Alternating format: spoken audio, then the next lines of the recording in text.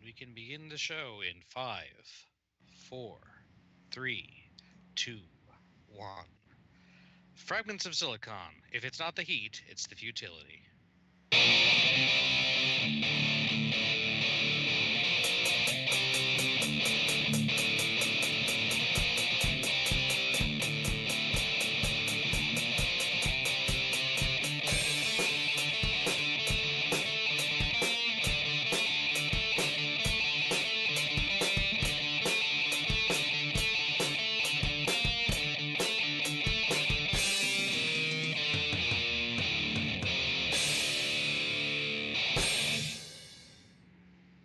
Okay, that was actually clever there, Gollix. I'm concerned and scared.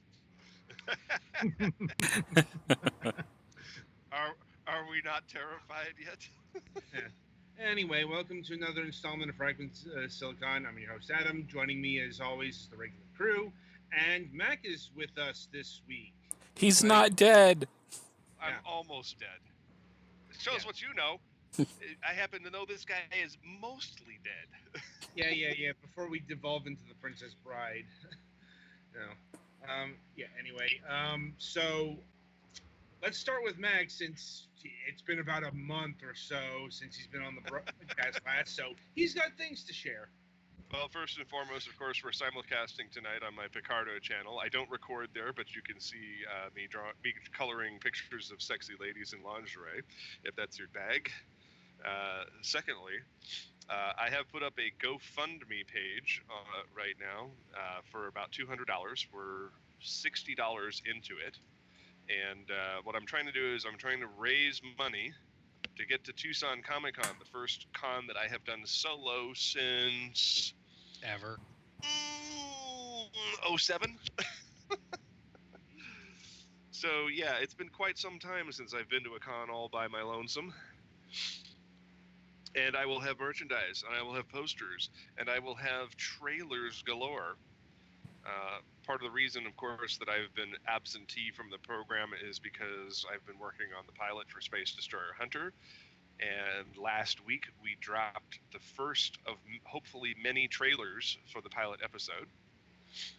As I may have mentioned to the crew before, we scored Michael Zekas and Richard Epcar to star in the pilot episode as recurring main characters.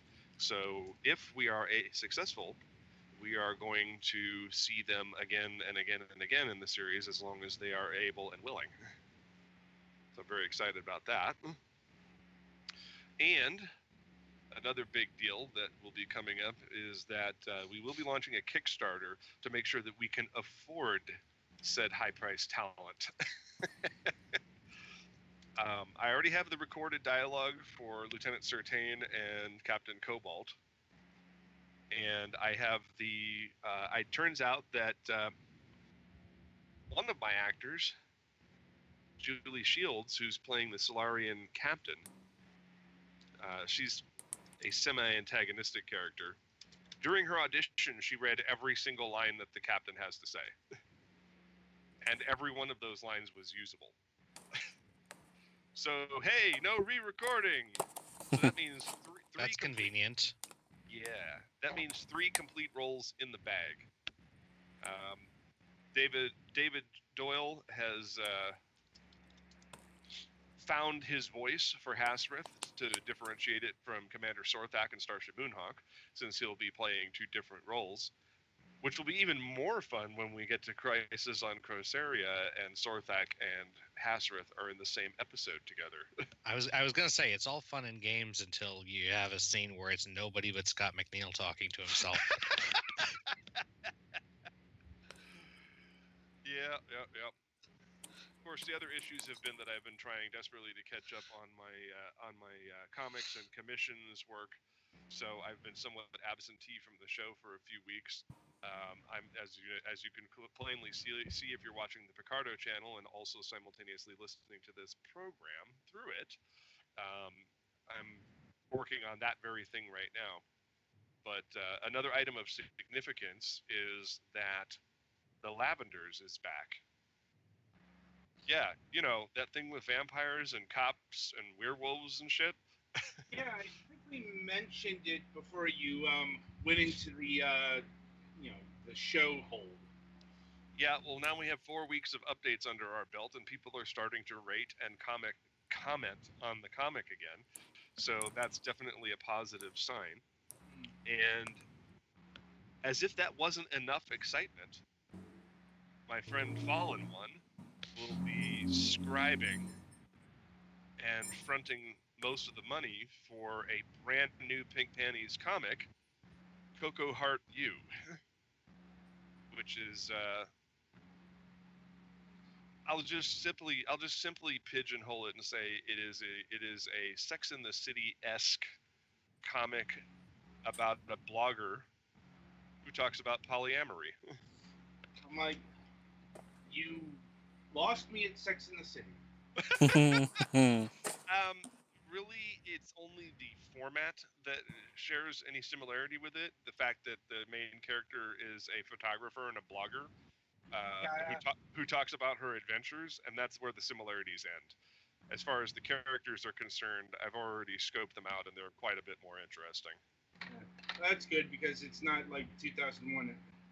And but Sex in the City is coming back. Yeah, it wouldn't surprise me because nothing ever dies anymore. Of course not. Let's reboot that. I'm like, and again. Indeed. We're reboots. Yep. So that's pretty much it that I have for today. And I tried to cover it as succinctly as possible, so I hope nobody missed anything. But if you have any questions or comments about it, feel free to join the Pink Panties Productions Discord, which also covers all of the Moonhawk publishing titles, etc., etc., and of course my Picardo channel, which is picardo.com/Base Paladino. And you'll get the straight dope. Neat. All right, so I'm guessing that's it. That's it for me. All right. Goblins, why didn't you go?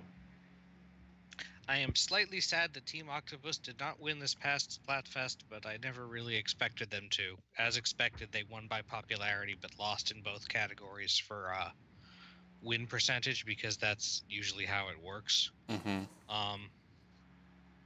For reasons that have been explained to me, but I'm not a statistician. I've been playing otherwise I've been playing Splatoon 2 and Hyrule Warriors Definitive Edition still. I haven't looked at the games for this week yet, but I have flipped through the tabletop game that, if I recall correctly, we're talking about tonight. Well, yes. Tabletop, quote unquote. So I have spent some time looking through that, and that looks interesting. Right. And yeah. Outside of game stuff, our cat's not doing so great. So I'm kind of concerned about that. We've narrowed it down to something with her stomach lining, but could be just irritation, could be some kind of cancer thing. We don't know. It was nothing that showed up on blood tests or x-rays, but they did an ultrasound today, so that's a little bit unfortunate. Yes. Hopefully it's just, irritation, so... Yeah, well, the reason why we were concerned enough to start taking her to the vet to try to figure out what it was is she wasn't eating much. So, but yeah, we'll see. And my parents are going away soon, so they said if they're not sure about her condition, they might have to take her with them, but I'm hoping everything goes okay. Right. So anything else? I think that's all I got. On that depressing note... Sorry. Ogre, you're up. Let's see, recordings are going fine. Working on Sight and Small, and then we got a couple big things coming up. Medium and a big thing. Let's see. I'm Mega Man X. We've only been talking about it all week. You literally dropped the Les Mis song the other day. Wow. I think that's about it for me for the week. So Wow. Like, anyway, all right. Twilight. All right. Well, of course, like Ogre No Doubt, I got the Mega Man X Legacy Collection yesterday. Tried out the X challenges in it, and I got my butt kicked a few times, so I'm certainly rusty at it. Go figure. When you put Frost Walrus and Chill Penguin in the same room, they're harder than the two of them combined. I mean, they're Indeed. like almost an entire boss difficulty when you combine them. Indeed, yeah. Let's see now. Earlier today, a neighbor of ours gave us nearly a car trunk full of corn that they had raised. Man, Yeah, dealing corn out of the Only trunk of in a car. Kentucky. Only in Kentucky. indeed. Yeah, We got corn. yeah, I'm not too surprised. Okay, honestly. maybe Nebraska. Let's be fair here. But Jesus. Yeah. Gentlemen, I present to you corn. Yes. Yeah, so yeah, yeah, that was more than we would be able to store away for some time. So I think we gave about almost half of it to my aunt and uncle, so they could enjoy it, and then we shucked most of it and already boiled it and got it stored away in the freezer, and we got this big, large freezer in the laundry room that we can store other frozen stuff in. Let's see now. I've been playing one of the games for this Sunday, and I'll get to the other one pretty soon. And that's about it. All right, Petty, it's your turn. Well, about the pool situation, we think we're finally getting close to fixing it. We just need a saw to cut some wood, and hopefully we can get it so it's not 6 inches out of level. Come on, that's the best. Yeah, sure. What are you talking about? That's some crazy talk right there. As far as gaming stuff goes, I've been playing more Maple Story 2. And I keep wanting to play some more Monster Hunter, but there aren't enough hours in the day, and it saddens me. I'm kind of looking forward to the PC release coming, I think, next month or September. But I don't know if my computer can handle it. Also, in the next week or two, I want to see about getting Sonic Mania Plus. Because, heck yeah. The physical edition, you mean? Both the physical edition and I might get the physical Switch version for when I inevitably get a Switch, and get the DLC either on PC or PS4. Well, the DLC is super cheap, so Yeah, but I don't even have the $5 in my bank account at the moment. fair enough. As I told the scammer, I have negative $48,000. So if they'd like to come and steal that, Yeah. Please steal my debt, I beg you. yes. Ruin my credit. See what happens. Other than that, it's been pretty quiet around here. All right. I guess that's all from you this week. Mm-hmm. All right, it's my go. Let's see. All right, show news. So, bit of bad news to report this week because our former hosting site decided to have a massive overhaul. There's a brand new everything there. But that's not the thing that matters to this program because no, we're not moving back there ever.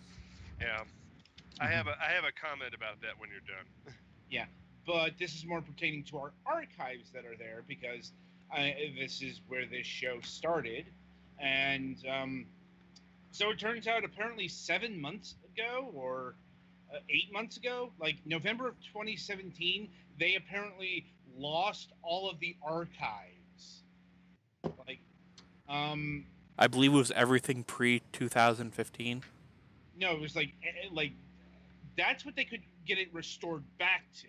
Like Ah, everything pre-January 2015 is presumably lost forever unless it was saved somewhere. Like we found a couple of episodes that were illicitly uploaded onto YouTube. which, by the way, thanks for that. We'll be stealing those back later, right? Pretty much. Yeah, that's your task. Just I mean, give me that is- links and I'll that deal is- with it. That is Yeah. legally our intellectual property, so as long as we just rebroadcast the audio only, we're fine. Yeah, I'm like, yeah. Anyway, I don't know if any other of the pre-2015 shows are out there. It's kind of hard to find them since, all of the shows from the video era here on YouTube and kind of obfuscate elsewhere. Mm-hmm. Like, I mean, I guess this would be a call because if you use like podcast something addict or something like that, you may still have versions of the show downloaded to your device. If you have any of those, let us know so we can try and get them back up. I was somewhat dismayed because the 9 seasons of Moonhawk Studios Presents that were missing from Talk Shoe are all on iTunes.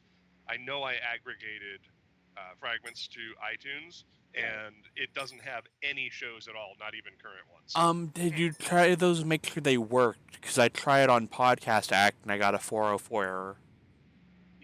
On iTunes. Yeah, Downloadable. that's what it aggregates from iTunes.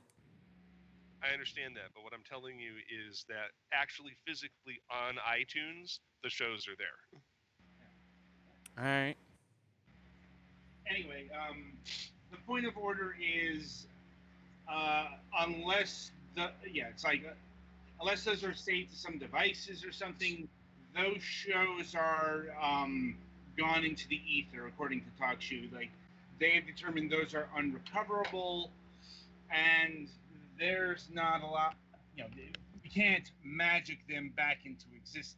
Which my comment about that, this is what I said I was going to say, was their claim is bullshit. They said that it was lost in November. I listened to Up Late with Mace episodes from 2010 and 2011 trying to find the theme song for the show as recently as March, long after they claimed that the data loss occurred. So they are utterly full of shit.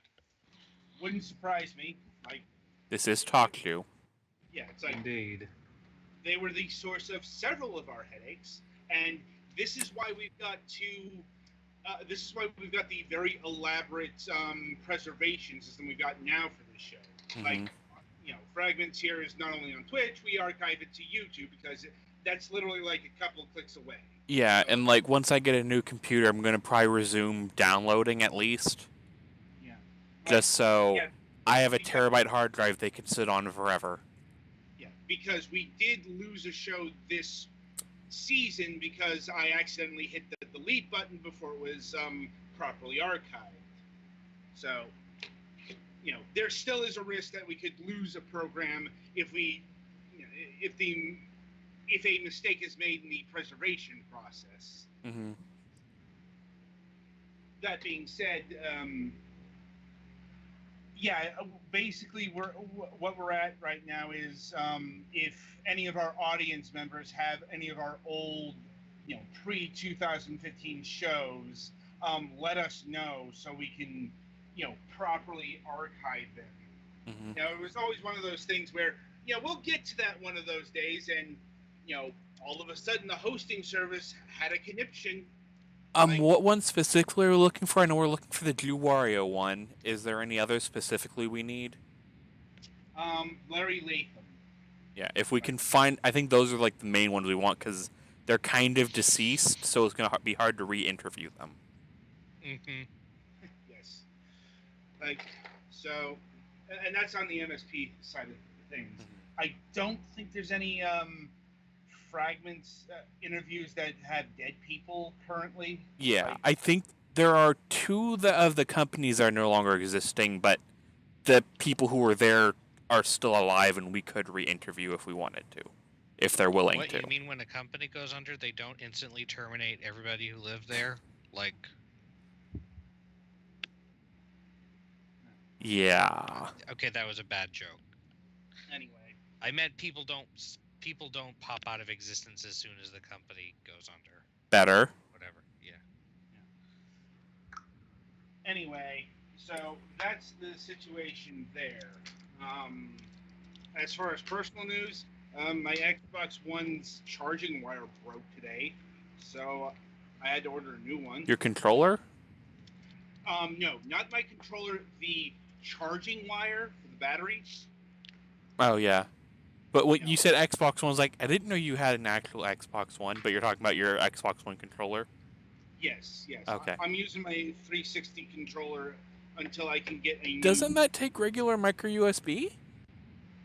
I tried. It doesn't. Huh. Yeah, it's like it apparently requires the specific Xbox branded charging wire. That sucks. Like, I can use any wire in my PS4 controller. Tell me about it. Like, because I have micro USB chargers, I just don't have another one that was Xbox branded. I'm like, and I still need to get a receiver for this thing as well, so I can actually use it wirelessly. Like, those things are $25, and just didn't come around. Anyway, so I think that's about it for the news this week. So merrily we shall roll along to the interview portion of the broadcast. And joining us this week are Gregory and Melissa Avery-Weir. Am I pronouncing that right? Okay. Avery-Weir, yep. Good. Of Future Proof Games. How are you both doing tonight? I'm doing pretty good. It's It's fine. yeah, it's been a good day. That's good to hear. Got done the D&D game just an hour or so ago. Mm-hmm. Oh man. Yeah, like I'm sure. Yeah. So I'm gonna preface this. We're going to be going outside of our usual zone of comfort, I suppose you could call it, because we're going to be talking about non-video game related content.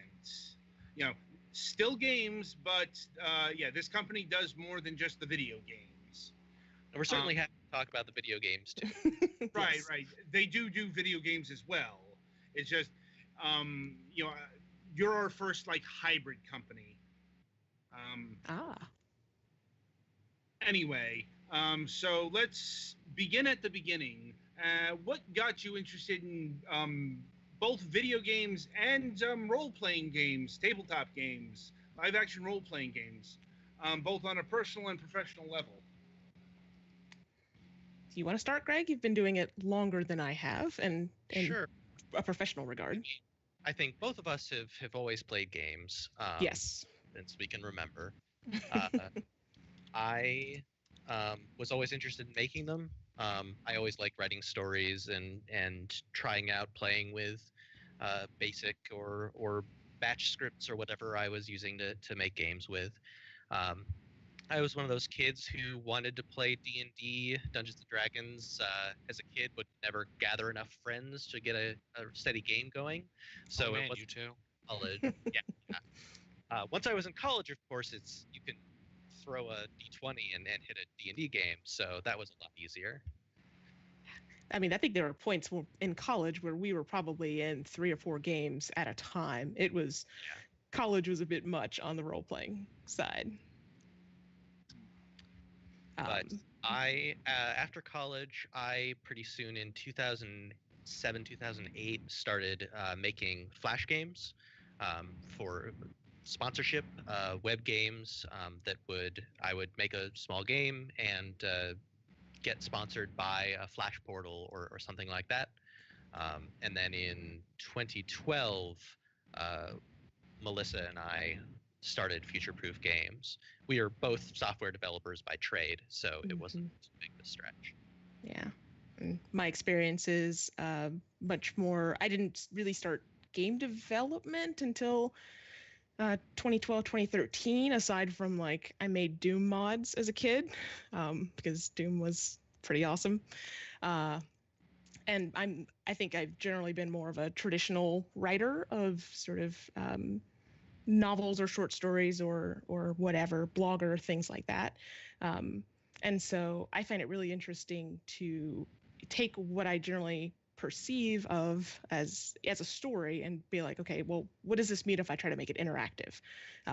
What does it mean beyond, oh, choose door A or choose door B? Like, how does the actual construction of story change in that case? And so some of the stuff we're working on now, some of the stuff we're about to get back to, has really kind of expanded my knowledge in that arena. That's been challenging and fun. Such as? So with Rosette Diceless, which we just released today, technically. Yes, early this morning. It's instead of taking a D&D approach where you have sort of a game master who has written a story and the players are participating in the story and probably influencing it, but it's usually the arc is constructed by the game master. Rosette Diceless doesn't have that. It focuses a lot on collaborative storytelling. And one of the things that we find happens in our games is that every person comes to the table with a character and a concept of a character and even a concept of a character arc. So they're like, here's kind of where I see the progression of this character going.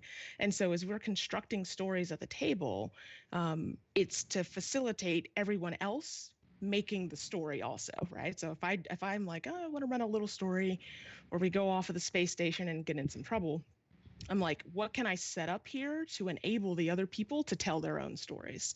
And that sort of letting go of control, I think, is really important when you're writing in a video game context, because it's so easy to like lay down this strong narrative, and those games are fine. But I'm interested in seeing what happens if you give players tools. The project we're going to be moving towards focusing on after this is Exploit Zero Day, which is a present-day cyberpunk puzzle game where you're a hacktivist for social justice, and we're really interested in exploring like letting the players pick between a number of morally gray options and not ever giving them this was the good option, this was the bad option. Often not even telling them exactly what the consequences are, and just letting them sit in that did I do the right thing space, and not offer our judgment of it. Just let discuss it amongst other players and consider it themselves. I think one of my favorite choices that we've offered there was a point at which you needed to decide. There was someone who had, I think, done some very shady marketing or something like that for this corporation. And in order to get him to stop, you could dox him, you could hack his stuff, release his information, and that would be a deterrent to keep him from continuing to work for this company or whatever. But the side effect is he has a child. You would also be exposing this child's information, his family's information. And so what are you willing to do? And not at like some grand like superhero scale, but at a simple scale, what are you willing to do to stop bad things from happening? What cost are you willing to pay? So that's the, like I said, it's not this huge like destroying buildings type of thing, but it's these little choices where, a player might sit there and go, well, I legitimately don't know which of these is the right thing to do. Both of them are not great. Right. There's quite a lot to unpack with this Exploit Zero Day. Kind of reminds me of Shadowrun. I don't know if you ever engaged one of those games. Definitely, yeah. Oh yeah. I think that one of the things that's fun about Exploit Zero Day is that it is absolutely present day. We try very hard to make all the tech in the game be stuff that actually exists. Maybe exaggerated a little bit, like at relatively realistic action movie levels. But there are no AIs that are more advanced than what we have now, nothing like that. And we're able to tell those Shadowrunny cyberpunk stories in the present day because we are currently living in the cyberpunk future right now. So I've been told. I don't know. Like, I never played a Shadowrun game that got quite this stupid. Yeah, Oh, this that's the GM seems to be scrambling a bit with our universe. Yeah, I'm like also the universe currently is very very cartoonish and two-dimensional, like relating your ethical quandaries to what's going on right now in various places and various spaces. Yeah, a lot of the people who engage in this stuff don't really engage in these thought process. It's more filled with hate and rage and wanting to destroy people. Yeah, it's interesting as you look like at, sort of zooming out. I feel like there's a lot of that in the system, and then as we move closer and have like interpersonal conversations with people, you can find more nuance. Well, Sorry. yeah, I think something like this is needed because how do I put this? A lot of people out there do not practice things like critical thinking or have actually studied what ethics are, and Mhm. could use lessons in those areas. Oh God. One of our guiding principles at Future Proof is the concept of audacious compassion and encouraging compassion in our players for often characters who might not be human or who might have very different morality systems than we do, to kind of help people exercise that thing of putting yourself in other people's minds and other people's places, not necessarily so that you can like find morally bad actions unacceptable, but at least so that you can help people understand why people act the way they do. We also have a podcast that explores kind of issues of compassion in everyday situations. Oh. Like compassion is a thing to have. It can be hard to have at some points because, like, yeah, why things are currently bloody awful in a lot of the world, and it's easy to give into hate, is what I'll say on that regard. Yep. It really is. It feels like it is a struggle to remember that almost everybody, like aside from perhaps the people with lots of power, but everybody is really just trying to do the best they can at getting what they need. You know what I mean? And that's hard because like you look at Twitter some days and you're just like, okay, I'm done with this. It's totally fine to be angry about it. Like, right. being compassionate doesn't mean you can't also be like, those I can't believe that they're doing this sort of thing. But at the same time, they probably think that they're doing what is appropriate. Like, Twitter is an interesting experience these days because not just in between all of the world burning and the Nazis, you get the pet pictures and video games. It's like it's really really schizophrenic. I know, right? Yeah. It's disheartening. It is. Well, It Twitter. depends on where you look, and it depends on who you are. I suppose that's another question I have for you, Exploit here. Does it take into account who you are in terms of like the hat it is? Because let's be honest here, there is a difference between being a straight white male on the internet and virtually everything else. So our identity of the player characters, we make them they're complete ciphers. They get to pick a handle and they can role play however they want. But one of our goals with Exploit Zero Day and with I think just about every game we do is for all of our characters to have something about them that isn't what people consider the normal thing. And so we have, person who's working for a company and is from India. We have several of our characters are queer in one way or another in a way that doesn't explicitly come up, but we know they are, and we write them as people with those identities. So we try and make these things nuanced and grounded in like real world power dynamics and real world issues, even when we're talking about like car chases across Indiana and locking someone inside a serpent farm. And away. That sounds very daunting.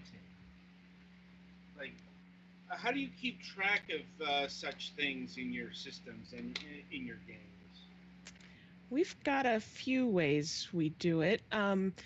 We definitely keep a cast of characters, in part because the way this game is written, it's a browser-based game.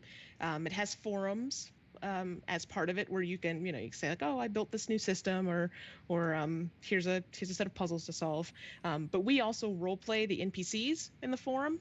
And so people will actually direct message us on the forums and be, to one of the characters from the story and ask a question like, hey, why should I trust you, or whatever. And it's just us at our keyboards. So we answer, but we aim for, we have this cast of characters with descriptions, sort of a setting style document.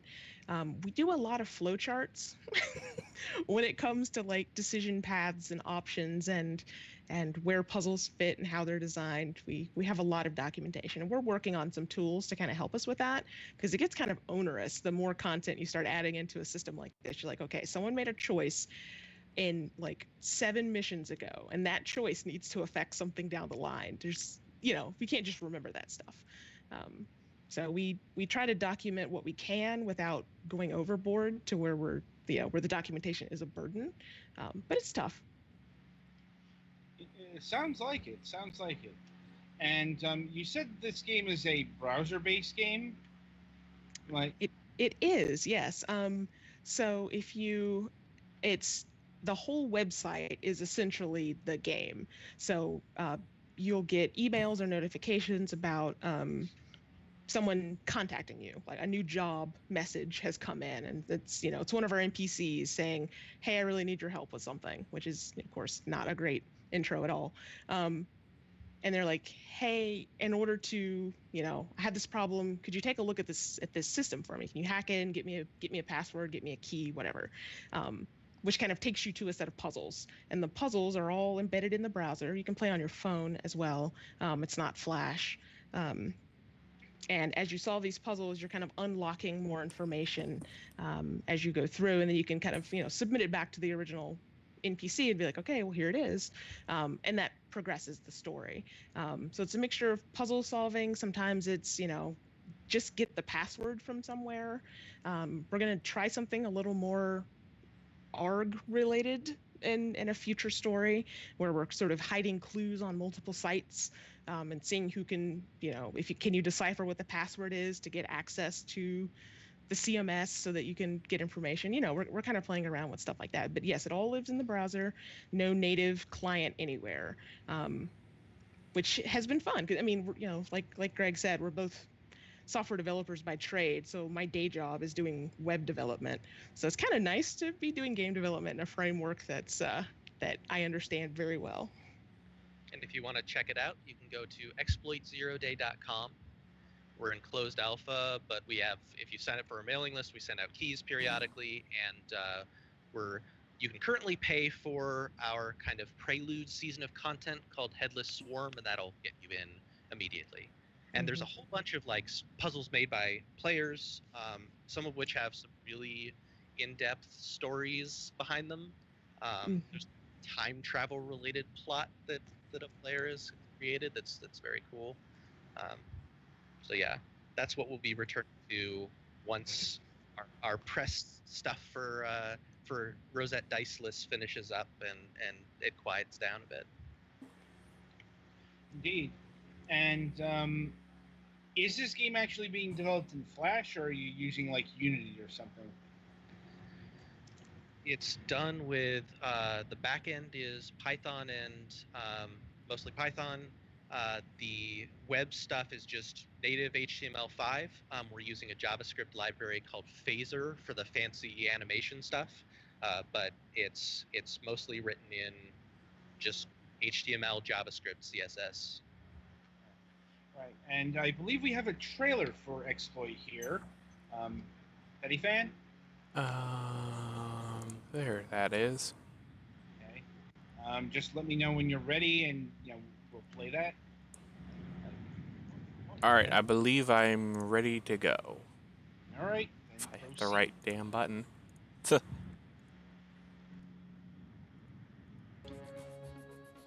No one realizes this, but this technique lets them take over any drone, anywhere. What are you poking your nose into, you criminal? Do you really think you're any better than Onyx Horde? This is an apartment. I've broken into the Pentagon.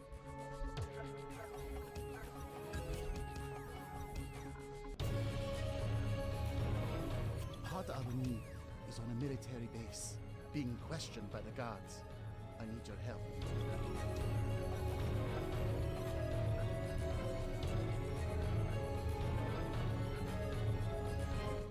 She's home. She's just standing in the living room. She's not moving. She's just smiling.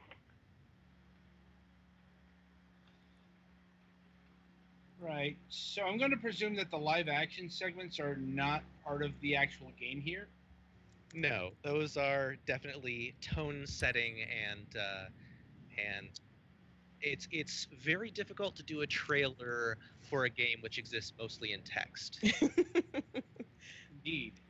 That has been a challenge for that game and Ossuary both. Like when you have text heavy games, how do you make an interesting trailer for it?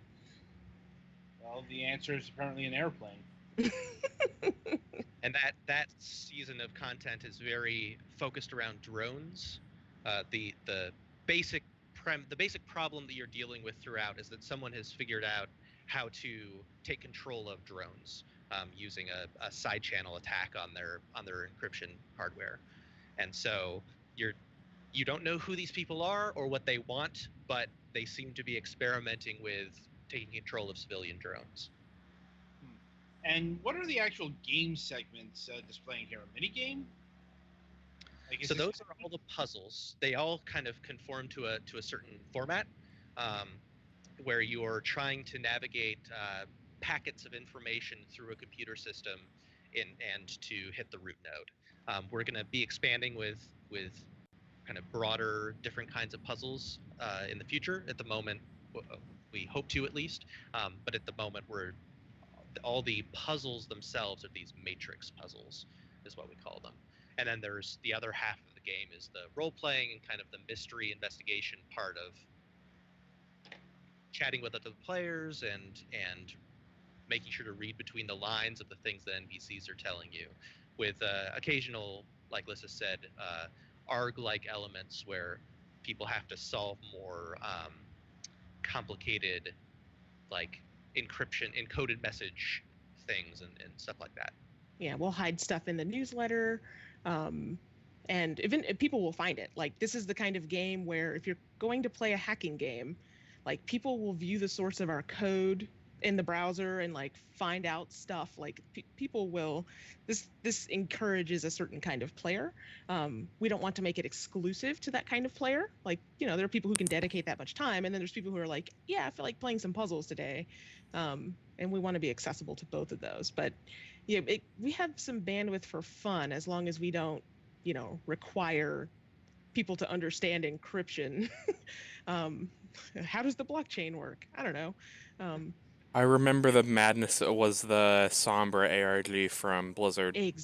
Exactly. In fact, we started some of this ARG stuff around the time of Sombra, and we were like, well, let's not quite do that. Like, there are definitely a lot of things where like, oh, hey, when you have an ARG like that, people want a reward that's proportional to their effort. Exactly. Make sure your expectations appropriately, all that stuff. Yeah. So hopefully we don't disappoint people, and we keep things at the appropriate scale, because it felt like the Sombra thing went on for a very long time, and the payoff was relatively small.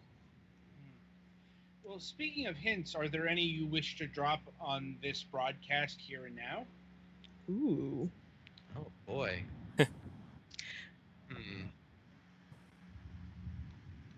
This is putting us on the spot. I know. Thing about. So I would say if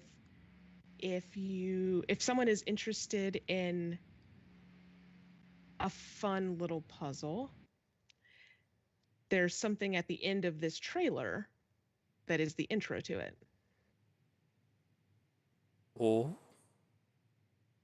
And that can be deciphered, and you'll get something in game for it.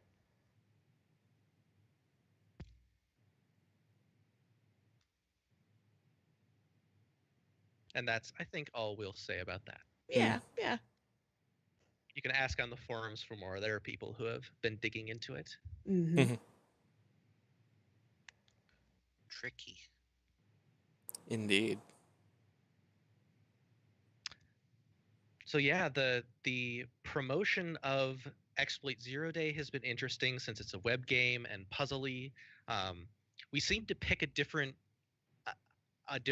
public relations and awareness challenge with every game we release, because Rosette Dice a physical book and a PDF book in the role-playing space instead of the video game space. We're kind of starting all over with how, learning how people find out about these things, and figuring out how to communicate what we like about the system and what we want people to take away from it.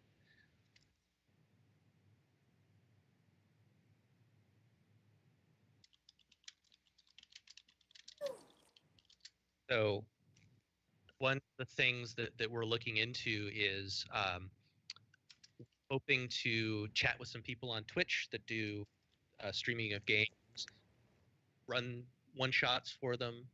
That's cool. Ways to record a session. It might end up being an audio podcast. There are practicalities with that, just miking up an entire table and yeah. Sorry about that. My connection cut. Oh, okay. That explains a lot. About that. Yeah. So where are we? Did we lose the stream and recording entirely? Or that's on my end. That's yeah. Fine. Okay. Yeah. So no, everything is still recorded. Let's see. So did you get the hint that they dropped? No, that's about where I cut out. They dropped a hint. Yeah. So at the very end of this trailer, there is the intro to a puzzle that you can decipher and get something in game for. And so how much does it cost to get into this game, so to speak? So for Exploit Zero Day, the alpha is free to get into. We're just bringing in people periodically with the newsletters. But if you pay, is it? Boy, it's $5. $5. $5 will get you the extra season of content of story. There's one season in there. Black Echoes. Thank you. Boy, it's been so long since I've talked PR about this. Black Echoes is available for free as long as you're in the alpha, and Headless Swarm is $5 and will get you immediate access instead of having to wait for a newsletter. Yeah. So Black Echoes will. I'm hearing my own voice. Yeah, Yeah. Okay, that seems to have It usually stopped. fixes itself. Okay. Skype being Skype. So the stuff we have free in the alpha, like the story Black Echoes, which is about a woman who goes missing and yet seems to be a ghost, and the ability to make your own puzzles, make your own clusters of puzzles, write your own story, that stuff we're keeping free. Like, that's not going to be gated, except for the fact that at the moment it's not completely open.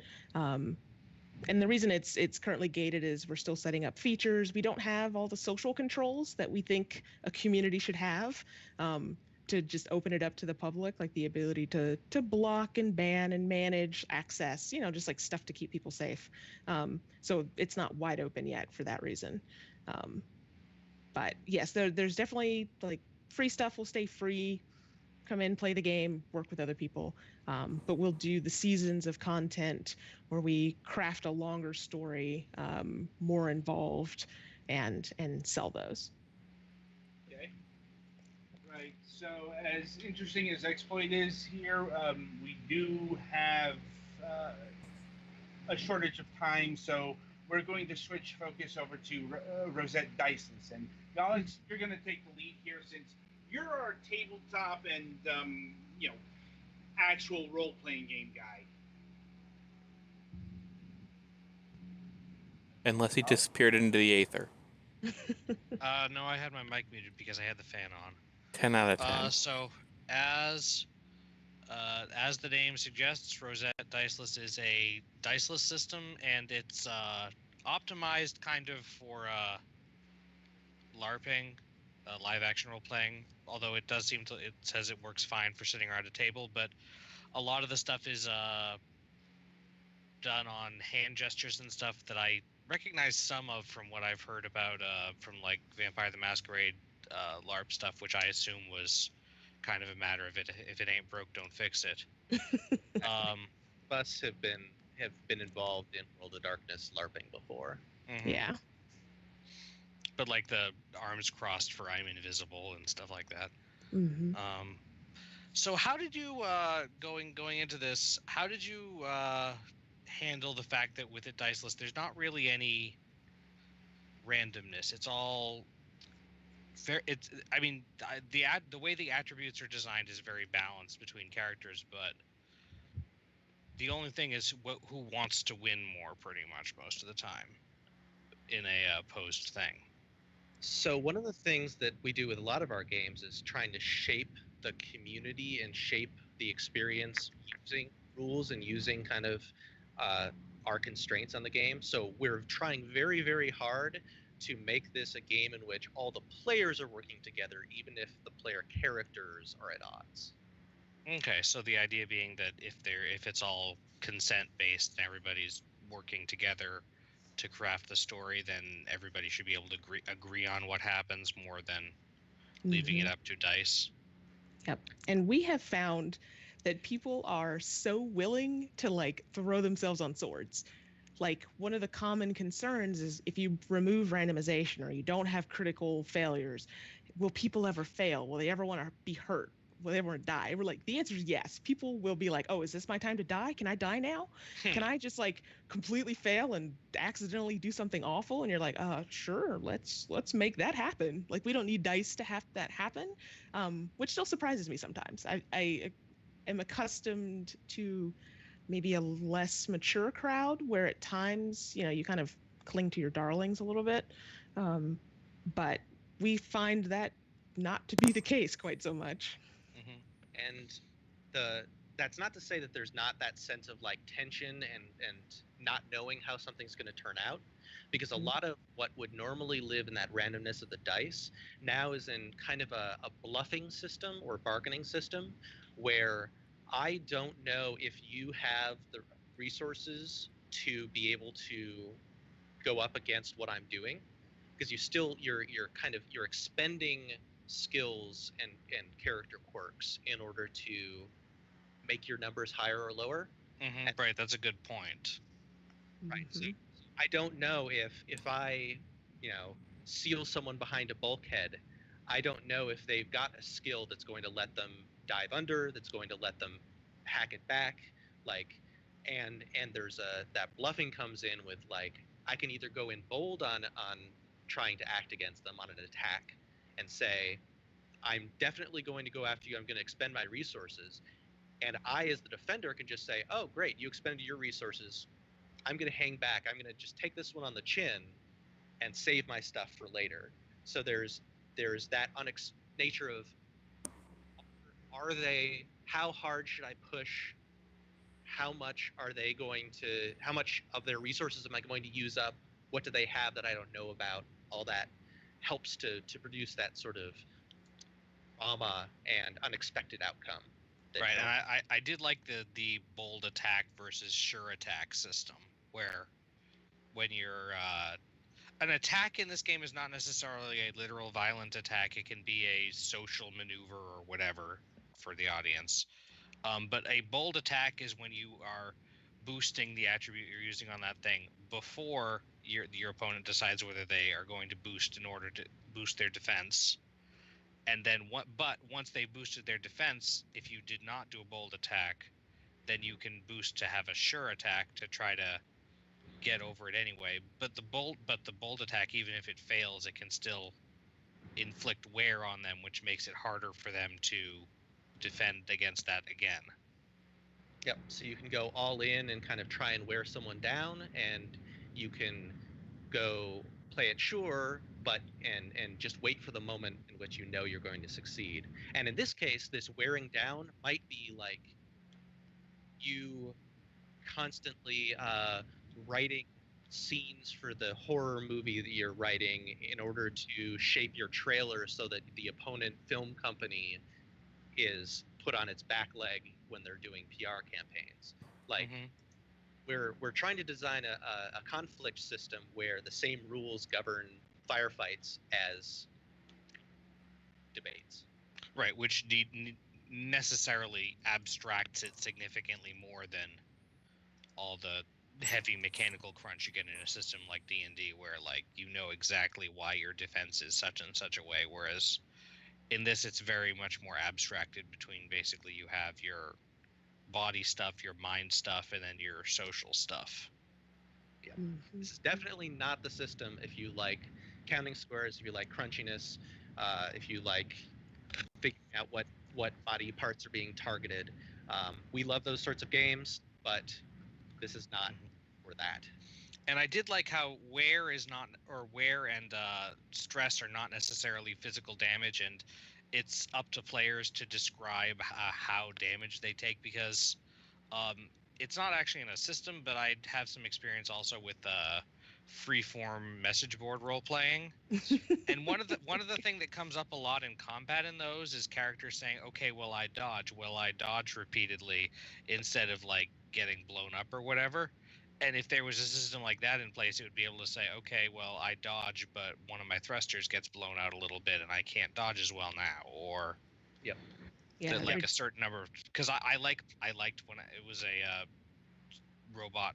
super robot thing, and I liked playing characters that had high evasion and low armor, and I felt like I was kind of doing the same thing, but I had to figure out how to describe that, you know, I'm not actually getting hit, but I'm still not necessarily winning. And this seems like a good mechanism to handle some, like the ability to have either that kind of character or a character who has like, oh, I have like super heavy armor and like that attack just kind of glanced off.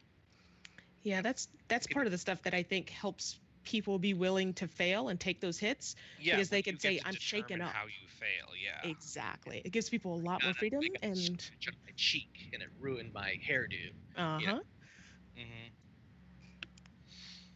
I was slightly this is supposed to be able to be used for pretty much any kind of setting, using different resources being available and some different skills and stuff. You have examples in the back for changes you might make for a more sci-fi or a more fantasy thing, and I was slightly, not like in a bad way disappointed, but given what you did for those, I was interested to see what kind of stuff you'd come up with for some of the other examples of a setting like that you gave examples for, like a more purely social one, or let's see, where was it? But yeah, I found that to be it's a good way of showing the versatility of the system, but I always like to see more examples. I think we will be posting some more. We're going to be doing a series of articles that are kind of like, you know, these are things we've discovered during play. Here's a weird scenario you might not run into, where this is how we role play that out, or this is how we reached consensus on something, and different kinds of settings. Because, you know, at first we were like, oh yeah, let's do a Western setting. Let's devise traits and resources for a whole bunch of things. And then we're like, a lot of our ideas initially were very Western focused, like European, American, Western type stuff. And then we're like, well, what if we do 1920s Japan? I have no idea, but someone else might, right?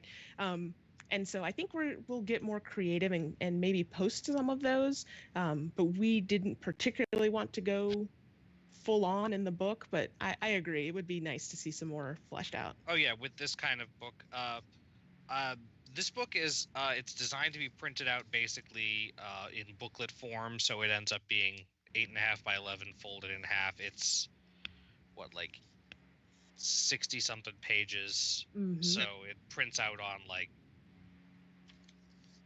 less than 20 pieces of paper, I think. Right. And we will have it available for print on demand. We're just working out the final details with the printers, but it'll be up on Drive-Thru RPG, or you can get the ebook and get the PDF. Yeah, I tested it out to print because I wanted to see how it worked, and it worked pretty well, except for the fact that it's just slightly too thick for the staplers that I have available. So I'm currently holding mine together with a rubber band down the binding. Nice. Yeah, it was.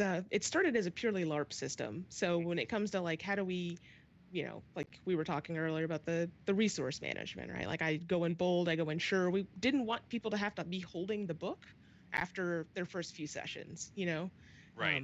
Once you remember to play enough to learn like what kind of edges are available and stuff. Exactly. So. Yeah, and it did seem like I don't think I have it completely internalized, but I probably would get it pretty quickly. And like the character sheet is very simple. Yeah, one of the things we definitely wanted was to have a thing where someone could come in, make a character very quickly, and start playing in an existing campaign. You don't have to spend an entire session just making characters. You can write in, you can pivot, you can adjust very quickly, and everything. I think ends up. You're dropping out a little bit there. It's one of those easy to learn but takes a while to master things, where I think the basics of it are simple, but you can get a lot of practice with the nuance of like, how do I work with people? How do I improv with them to give them opportunities to show off their character? Being able to think on the fly of like, what can my character do that's interesting in this situation? We want to encourage creativity with our rules. And it is nice also that there is experience and advancement in this, but it's not super sharp. Your attributes always stay the same. Yes. Or you can rebuild them, but they always add up to 7. And you can get new positive traits or skills, or like after like 4 sessions worth of experience, you can even get a new superlative trait, which are the really good ones. But I feel like joining into a existing campaign as a lower level character would be significantly less disadvantageous in this than in a lot of other systems. Definitely. We originally, for a while, had you able to increase your attributes, and then we realized that in order to maintain kind of parity and have a proper challenge with NPCs, you just had to increase their numbers too. And then instead of comparing a 6 to a 6, you're comparing a 10 to a 10, which actually is functionally identical. And so we just removed that part. Yeah, and aside from the nebulous adversary quantity that's in the game, which is also a neat idea, I was reading through that and I was thinking, okay, so like in Star Wars, the adversary is the Empire, but then like Darth Maul is an expert, or Darth Vader is an expert, and it was interesting because I found myself thinking about characters that I have, how I would build them in this, and that's usually a fairly good sign for a system because it's pretty freely available to think of in terms of different things. Awesome. But yeah, the main thing you benefit when you gain more experience is you can boost more often. Yeah, we want to have characters become more versatile and more complicated over time instead of just kind of more flatly powerful. which is probably more interesting. And it's also it's nice that you all of the attributes scale between 1 and 5 for convenience of indicating with fingers. This is very true. People struggle with math, especially when put on the spot. Like, how many D&D games or whatever have you been in where someone's like, 26 plus, so I got 10 dice on the table. Yeah, that definitely happens. Right. It's embarrassing. It's painful. Like, just skip all that. But also just to indicate like the target number to notice you if you're invisible with 5 fingers or whatever. It's an interesting because you can min-max pretty hard here if you have like 2 1s and a 5 in attributes. Like you're really charming, but not actually very smart or strong at all. You will suffer for it, but yes. Yeah. That can be a really interesting character. Like to have the slow thinking, like the Jane from Firefly, right? Jane from Firefly is an all the way body, no mind, no charm. And so Jane is really good at shooting things and at being the tough. But if you're going to try and scare him, or you're going to try and trick him, it's going to be pretty effective because he doesn't have defenses against that sort of thing. Yep.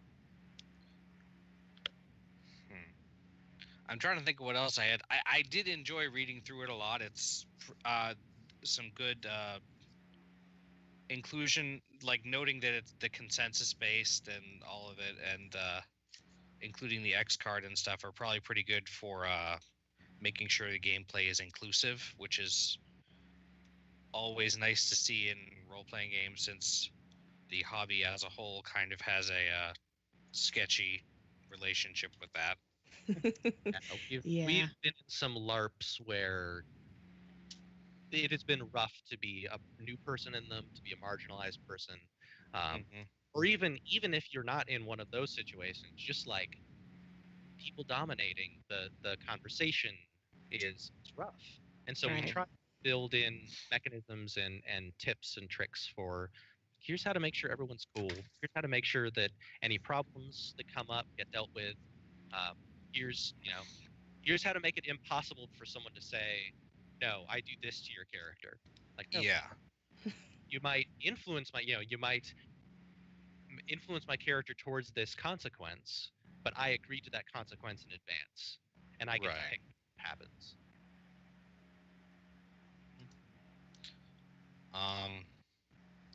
Did anybody else have any questions? I know you guys don't do role playing as much as I do. I do not. I am good. I'm good. Sorry. Yeah, I wish I'd gotten this a couple of days earlier, and I would have showed it to like my Pathfinder group and see what any of them thought about it. But I'll probably still do that. But we meet on Sundays, and I got the thing on a Monday, so. Well, let us know if you have any feedback once more people take a look. I will. It's very well put together and easy to digest as is, so that's it's definitely a good start. Excellent. Thank you. If anyone wants to know more about it, if you go to rosetterpg.com, that's all the info. We're planning on at some point in the distant future putting out more Rosette material, but for the moment, Diceless is the single book there, and all of our stuff is available and linked and discussed on futureproofgames.com. Indeed, there are a couple of older games here, but unfortunately we do not have time to cover them. Indeed, we have to wrap it up in the here and now, so I'll take the opportunity to say thank you both for joining us today, taking time out of your schedule and talking about your projects. Thank you for having us. No problem. Anyway, yeah, you can find all their stuff on Future Proof Games at futureproofgames.com. This is also, it'll be it for the entire episode. We did have a topic of discussion planned for Mega Man X because of the Mega Man X collection. We'll be doing that next week. It was one of those interviews that ran long because there was a lot of information to go through. So, so it goes. Anyway, thanks for spending so much time on us. Yes, thank you. You would rather have too much than too little. we've had interviews like that, and those can be rough going. Like, for a variety of reasons. And hopefully we'll have you back on the program. Whenever your next project that isn't exploit here is ready to be talked about. Sounds good. All right. So the week ahead, coming up on Sunday on our review show, we've got 2 reviews scheduled. Mary Skelter Nightmares, the latest from Ghostlights, Idea Factory, and Compile Heart. Yeah, we do a lot of these. Like, this game has been one of their better ones. Yeah, it's different than some of the other ones. Yeah. Unfortunately, I ran into a problem with the game. Like, not as bad as the last one we covered, but I got up to a certain point. I got it to a cutscene, and it just crashes. Every time I get there, it crashes in the same spot. I don't know how to get around it, so I'm just stuck. Thankfully I got like past the first boss, so I've played a good portion of the game. It's just with Idea Factory and Compile Heart games, they have a tendency to keep adding stuff as the game goes along. So, and indeed, this is no exception here. Unfortunate, but this is why it's helpful to have multiple copies of a game and everyone cover it. So, run into the technical problems, you're not torpedoed in your review. Anyway, and we've also got A Right from the Stars. I guess this is a point-and-click adventure game, but I hesitate to give that designation. It's kind of like, it's not your traditional point-and-click adventure game. It's kind of hard to, there's a lot of point-and-click gameplay styles going on here. Like, there are 3 paths. One of them, you control 2 characters, like that Brothers game. Or another one has a dual world mechanic. And the other one has you carrying objects to use. Yes, that's the most...